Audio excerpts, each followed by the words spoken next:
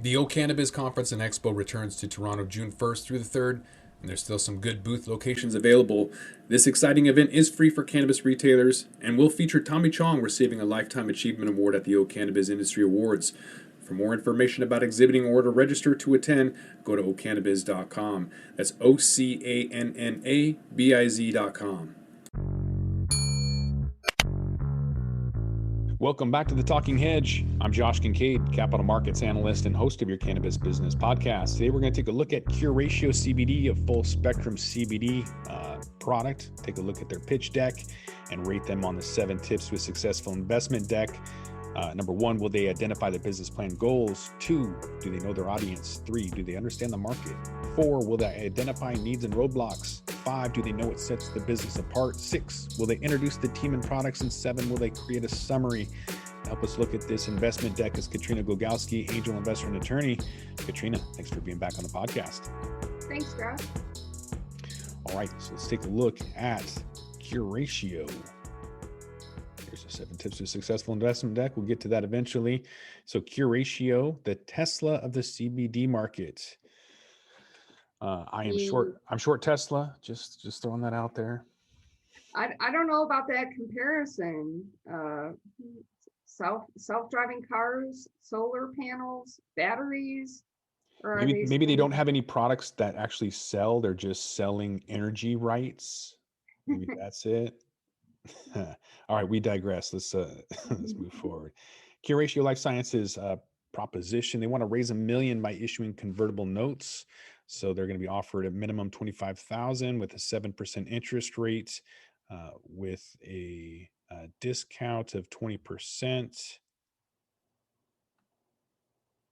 Doesn't give us a cap yet, but they start right off at what they're looking for. So I like that. What I don't like about that slide, Josh, is their valuation is to be determined on the third quarter of 2021. So you're expecting me right off the bat to invest $1 million in your company without knowing the valuation of your company. That is highly unusual. Let's see if they can explain such an oddball term, Josh. Yeah. Even pre-money valuation, you can throw something out there, and then obviously it's going to change, and you just put a valuation cap on there for investors. But yeah, we'll see where they go. Then they jump right into the team. That's good. That's number 6 on our list of 7 tips to a successful investment deck, with the founder, and then looks like vice president, family business. Supply chain partners, that's good. That lets us know they are in business, or at least they have an idea of how to get sales out there. So partners in supply chain. Interesting. All right, that talks about the FDA registered practices, fulfillment, digital media, and sales. So their distribution network is 11,000 natural food stores, 3,000 pharmacies, 300 plus wholesale online stores, and 25 looks like brick and mortars. And then down in Brazil, they got access to 10,000 physicians. Josh, this is troubling. All the asterisks on this slide say we have orders that are on hold. I understand why.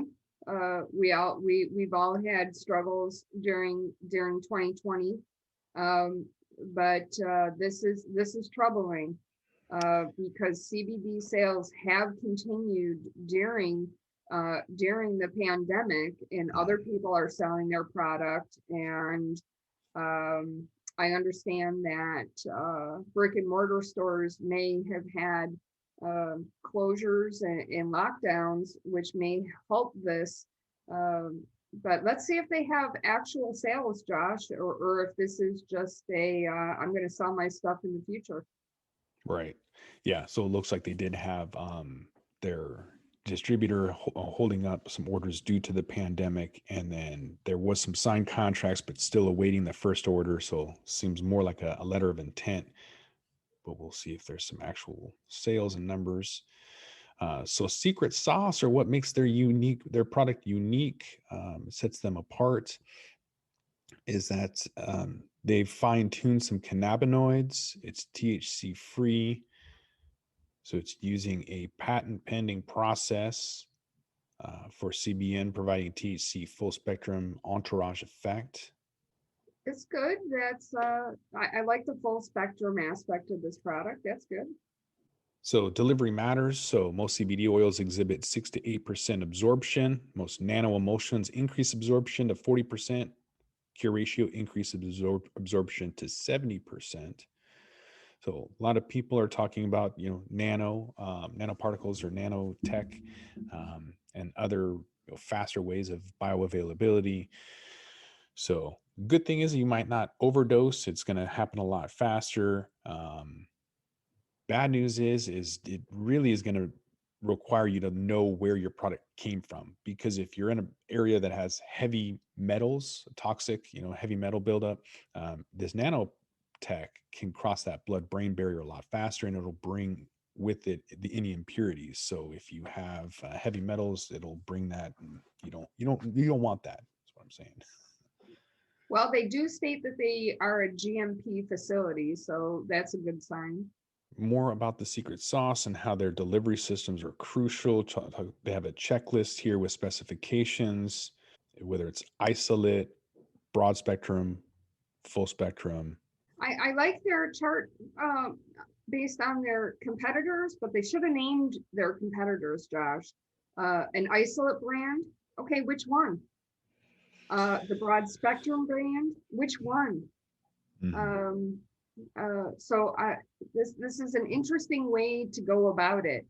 You are addressing your competition without naming your competition. There's so many CBD brands, it would be kind of hard to, but we'll see if they call out anybody specifically.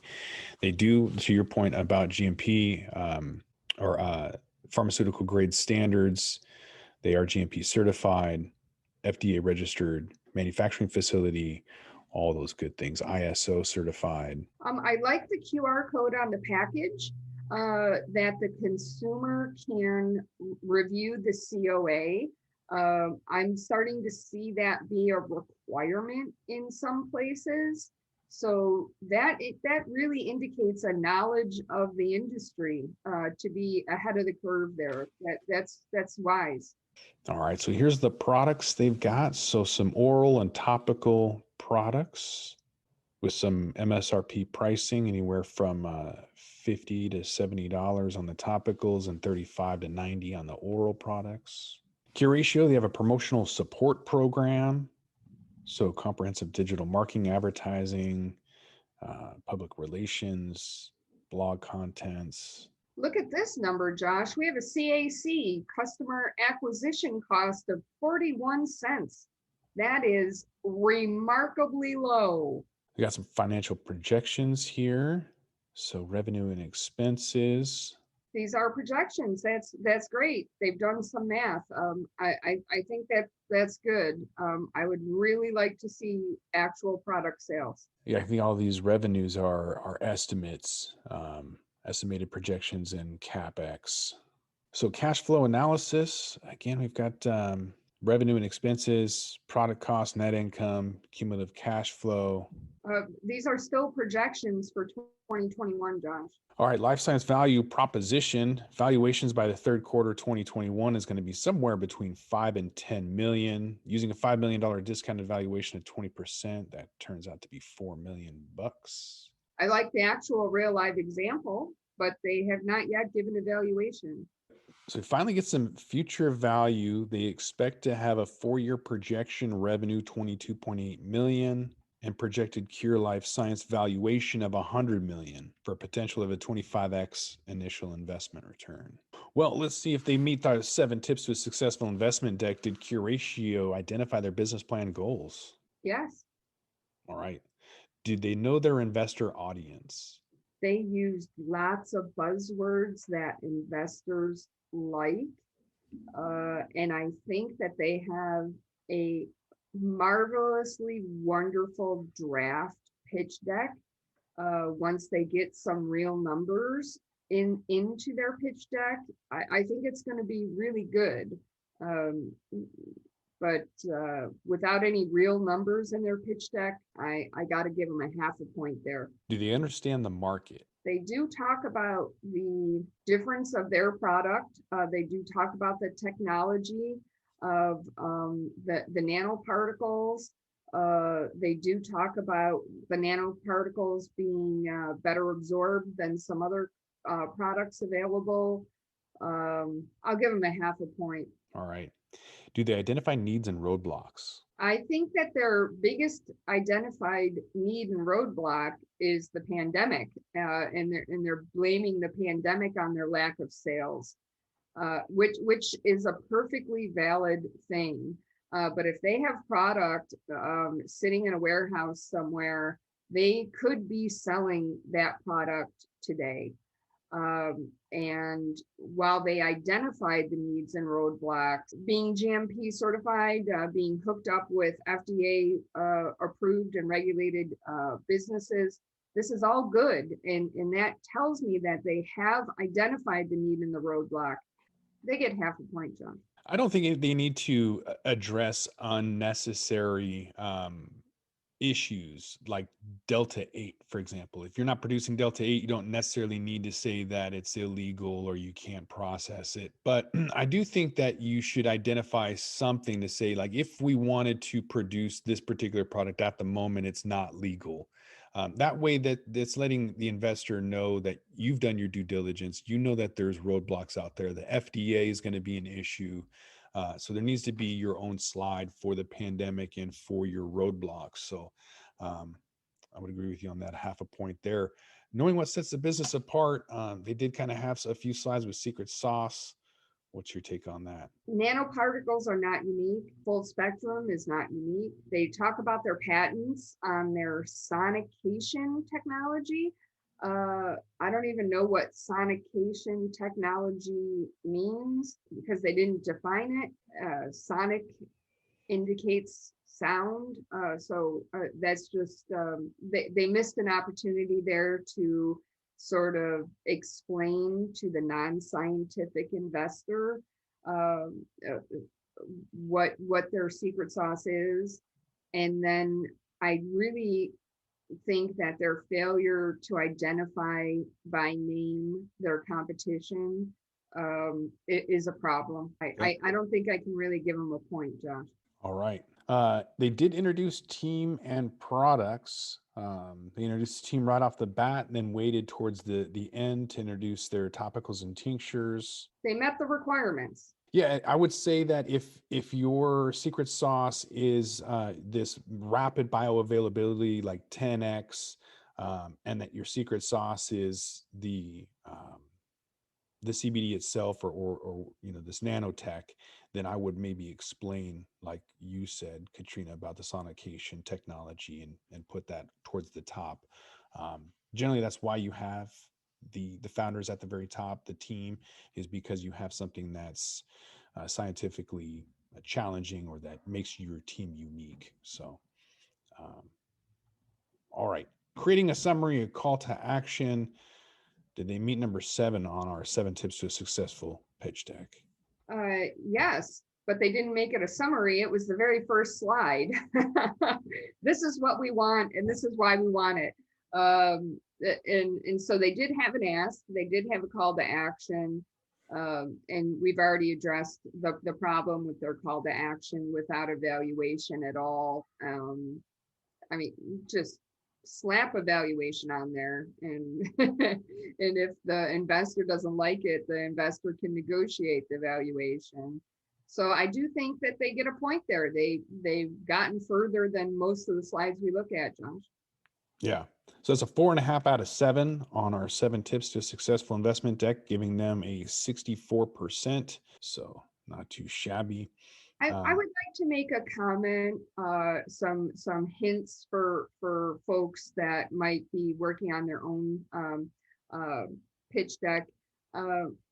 The implication of this pitch deck is that this is a family company. It is a father and son, and that is wonderful. There's absolutely nothing wrong with a family company. A lot of developments come this way. But as an investor, you now have to deal with a father and son who may not be aligned with an investor value. And as an investor coming in, the father and the son are going to own the majority of the company. So the way for entrepreneurs to address this is in the team slide. And who are your advisors? Do you have anyone else in management that is not a family member? So if one family member invented this and the other family member is a business person, wonderful. Let's get a third management member unrelated to the family, maybe for financials, or maybe for marketing or something. Get some unrelated person in management. And a lot of entrepreneurs encounter this, I came up with this wonderful idea and my dad gave me the money. And so that makes my dad the majority shareholder. But that can be a red flag for investors because there's a natural alignment of family members on the board to vote together to support one another. And if you come in as an investor, let's just say this is a $5 million company and you invest $1 million, you're only 20%. You're going to be outvoted every single time. And that can be a problem when the company needs to pivot. That can be a problem when the company is getting ready for exit and the terms of the exit, because you're going to be outvoted. And again, Josh, the way to deal with that is to put somebody else on the board, put an independent third party, not family member, on the board, or have someone in executive C-suite level management that is not a family member, Josh. But otherwise, I think their pitch deck is pretty good. And I do not want to say that family-owned companies are bad, because that's just not true. I'm trying to provide guidance. If you are a family company, this is a way to mitigate some concerns of investors, Josh. I don't think you've invested in CBD companies. I shy away from anything that's CBD at the moment because of just how congested that market is. And so without any IP or any real definitive, and yes, 10x bioavailability is impressive, but to your point, there are a lot of companies out there making nanotech and have their own proprietary systems and are claiming the same thing. And so I think there's an opportunity here. I think you could build this up. You could sell it to an MLM and have a quicker exit strategy than they ever anticipated and make a ton of money. So I think if it's not a 25x, $100 million exit strategy, that could be something similar to selling out to an MLM and doing that a lot faster. But decent deck, look good. 4.5 out of 7. All right, we're gonna roll this one up. I want to thank my guest, Katrina Glogowski, angel investor and attorney. Thanks for being back on the podcast. Thanks, Josh.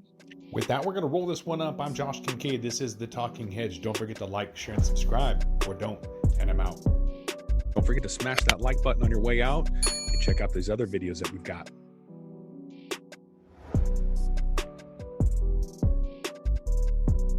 Hi, y'all. I'm Jo, host of Casually Baked, the podcast.